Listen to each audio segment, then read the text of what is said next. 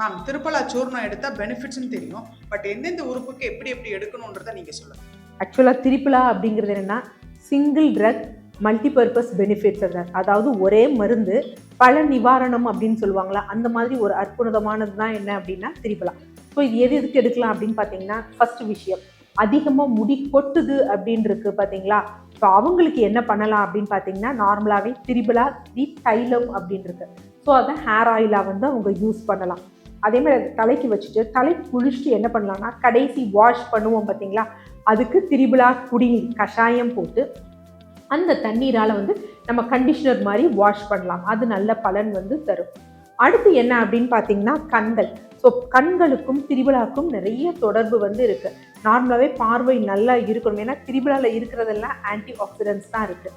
CoQ10ன்னு சொல்லுவாங்க, king of anti accident. அதை விட அதிக பலன் கொடுக்கக்கூடிய ஆன்டி ஆக்சிடென்ட் திரிபலாவில் வந்து இருக்கும். ஸோ அப்போ நார்மலாக வந்து திரிபலாவை காய கற்ப முறைப்படி 48 நாட்கள் தேனில் கலந்து காலையும் மாலையும் எடுத்துகிட்டு வந்தோம் அப்படின்னா பார்வை வந்து நல்லா வந்து நல்ல ஒளி வந்து நல்லா கிடைக்கும், பார்வை வந்து தெளிவாகும்.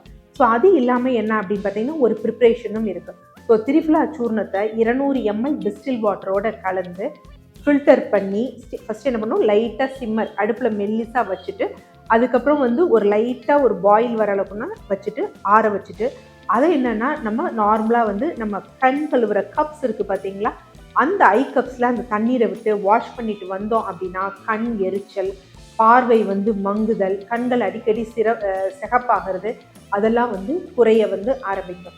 அடுத்து ஸ்கின்னை பொறுத்த வரைக்கும் என்னென்னா, ஸ்கின் டேக்ஸ்ன்னு வந்து சொல்லுவாங்க.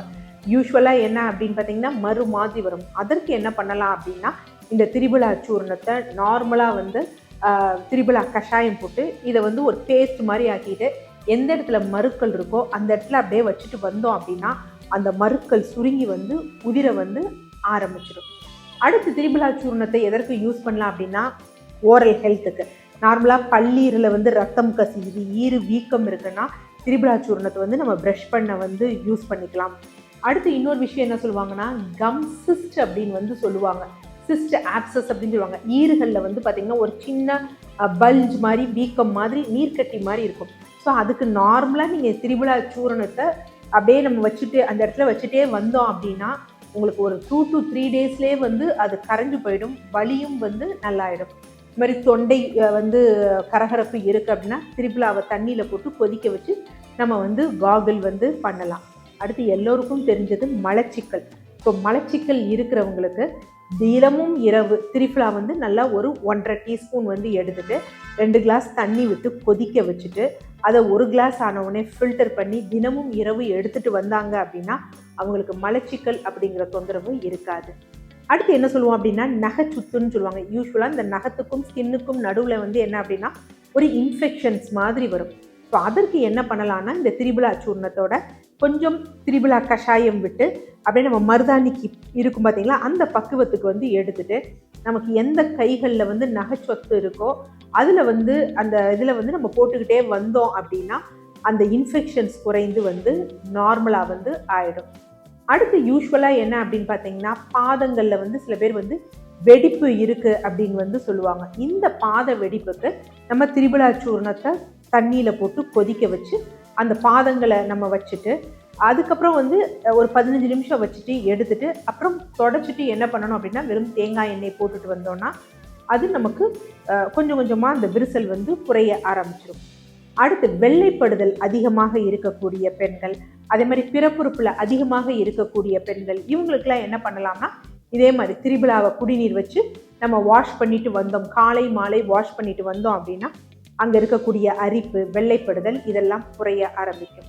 அடுத்து ஆசன வாயில் வந்து சில பேர் வந்து சொல்லுவாங்க, எனக்கு வந்து ஒரு மாதிரி எரிச்சல் மாதிரி இருக்குது, ஒரு சின்ன மொட்டு மாதிரி இருக்குன்னு. அதுக்கு என்ன பண்ணலாம் அப்படின்னா, இந்த திரிபலா சூரணம், மஞ்சள், இது ரெண்டையும் என்ன பண்ணணும் அப்படின்னா திரிபலா குடிநீர் விட்டு கஷாயம் விட்டு நல்லா அரைச்சிடணும். ஸோ அரைச்சிட்டு அந்த பேஸ்ட் எடுத்து என்ன பண்ணணும்னா, ஒரு சுத்தமான காட்டன் காஸ் இருக்குது பார்த்தீங்களா, அதில் மெல்லிஸாக அப்ளை பண்ணிக்கணும்.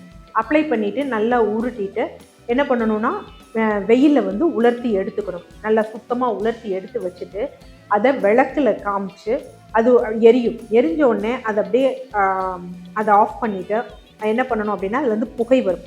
அந்த புகையை இந்த ஆசன வாயில் ஒரு மொட்டு மாதிரி நமக்கு தென்படும் பார்த்தீங்களா, அதில் படும்படி வச்சா என்ன ஆகும்னா அது அப்படியே சுருங்கி போயிடும். ஸோ இந்த மாதிரி திரிபலாவோட பயன்கள் வந்து கொஞ்சம் நஞ்சம் இல்லை, எக்கச்சக்கமாக சொல்லலாம். இந்த திரிபலாவை இப்படி தான் நம்ம எடுத்துக்கணுமா மேடம்? யூஸ்வலாக நீங்கள் தேனில் வந்து நம்ம எடுத்துக்கலாம், வெந்நீரில் வந்து எடுத்துக்கலாம், இளநீரில் வந்து எடுத்துக்கலாம். என் கேஸ்ட்ரிக் அல்சர் இருக்கக்கூடிய பேஷண்ட்ஸ்லாம் இப்போ சொல்லுவாங்க கேஸ்ட்ரிக் அல்சர், டியோடினல் அல்சர் அப்படின்னு வந்து சொல்லுவாங்க.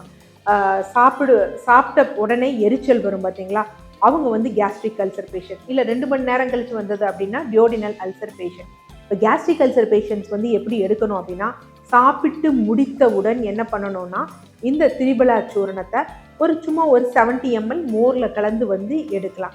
இல்லை எனக்கு 2 மணி நேரம் கழிச்சு தான் பெயின் வருது அப்படிங்கிறவங்க தேனில் கலந்து வந்து எடுக்கலாம். ஸோ அந்த மாதிரி எடுக்கும் பொழுது அவங்களுக்கு கொஞ்சம் கொஞ்சமாக உள்ளே இருக்கக்கூடிய அந்த அல்சர் அப்படிங்கிறது வந்து ஹீலாக ஆரம்பிக்கும்.